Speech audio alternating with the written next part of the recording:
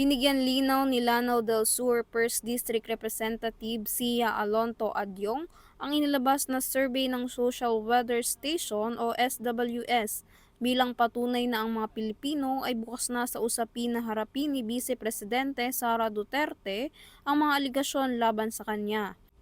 Ayon kasi sa survey ng SWS, 66% ng mga Pilipino ay sumasang-ayon na dapat harapin na ni Duterte ang mga paratang sa kanya sa harap ng impeachment court. The 19th Congress did in what we continuously do, holding each officials, the Vice President in this particular matter, accountable to her actions, is a vindication from the public that there's really a clamor ng ating taong bayan na dapat yung public clamor for accountability ng mga issues na hindi nasagot ay dapat masagot sa tamang paraan, which is this case, the impeachment trial. So, nagpapatunay po ito na we are on the right track. What we did was actually to serve not any particular political agenda, but for the interest of the nation. And the people understood that message.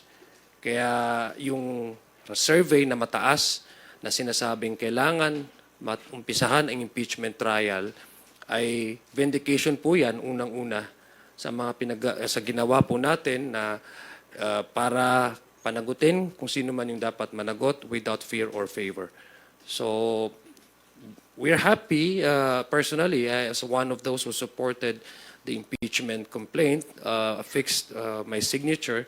I feel that I'm vindicated and I feel that the people are with us in holding public officials accountable to their actions. Giit ni Adyong, nauunawaan niya ang sinasabi ng taong bayan na ang pananagutan ay dapat idaan sa tamang proseso ng konstitusyon.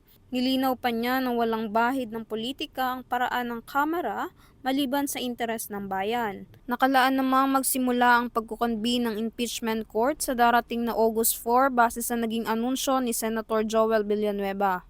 Para sa Euro TV News, ako si Carla Ronquillo, sumasaludo sa bawat Pilipino.